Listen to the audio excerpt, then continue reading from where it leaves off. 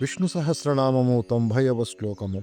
అనుర్వ్యూహత్ కుశః స్థూలో గుణర్ధున్ నిర్గుణో మహాన్ అధృత స్వధృత స్వాస్య రాగ్వాంశో వంశవర్ధన. ఓం అనవే నమః. అణువు వలె సూక్ష్మాతి సూక్ష్ముడు, సర్వవ్యాపి పరమాత్మ అతి సూక్ష్మమైన జీవులందు కూడా సూక్ష్మునిగా ఉండి చైతన్యము కలిగించుటచే అణువని చెప్పబడుచున్నాడు.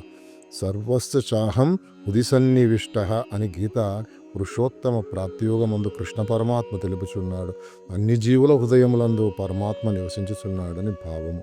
సూక్ష్మాతి సూక్ష్మునిగా ఉన్న విష్ణువుకు నమస్కారము.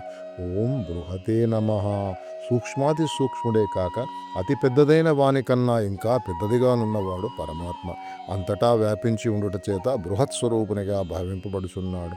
పరమాత్మ తత్వము అనుస్వరూపము బృహత్ స్వరూపము రెండు కలిసి ఉన్నట్టుదని కఠోపనిషత్తు తెలియజేస్తున్నది.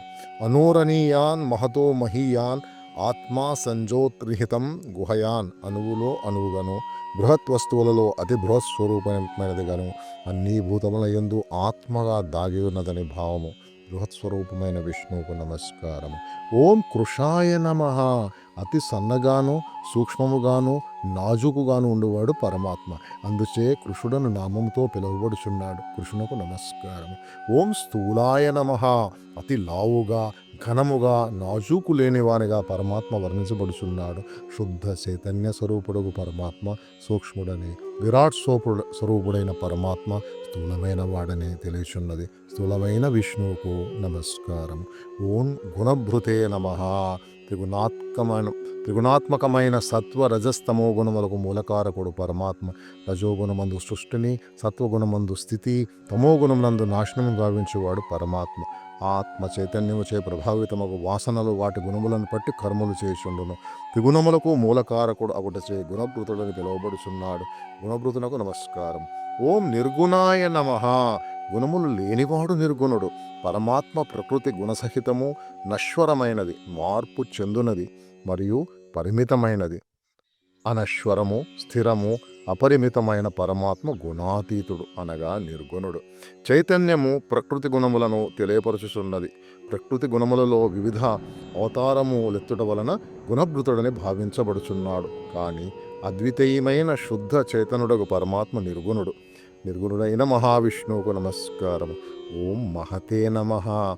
పంచభూతములకు దేశకాలములకు అతీతుడు మరియు మహాశక్తివంతుడు పరమాత్మ.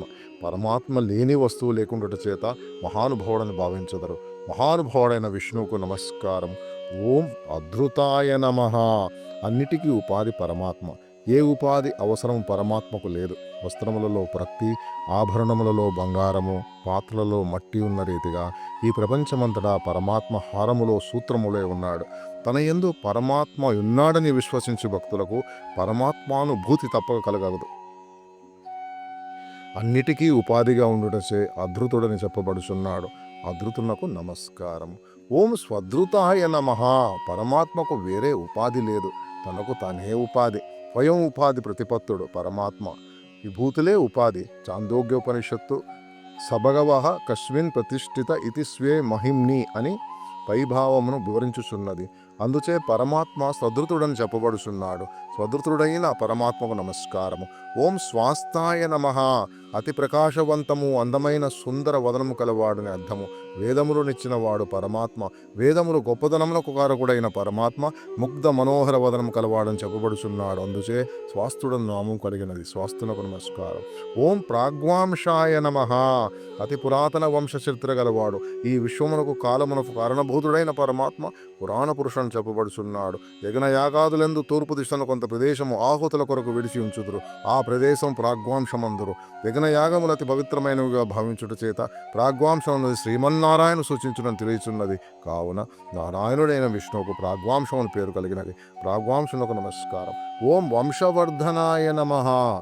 తన వంశమును పుత్ర పౌత్రాభివృద్ధులతో విస్తరింపచేయవాడని అర్థము. ఈ విశ్వమంతయు పరమాత్మ వంశముగా భావించవలసి ఉన్నది కాబట్టి వంశవర్ధనుడు నామం కలిగినది. అనన్య భక్తితో విష్ణుపాదములు చేరిన భక్తులు పరమాత్మయందు లీనమగుదురు. ఎట్లనగా స్వప్నమందు కలిగిన అనుభూతులు వేకువ కలిగినంతనే పటాపంచలైనట్లు దివ్యానుభూతి కలిగిన పిమ్మట ఈ ప్రపంచానుభవములన్నీ నిర్మూలమై అద్వితీయ స్థితి కలుగును. భౌతికానుభవములకు తొలగించువాడు వర్ధుడని తెలియబడుచున్నాడు. వంశవర్ధనుడైన మహావిష్ణువుకు నమస్కారం. ఓం నమో భగవతే వాసుదేవాయ.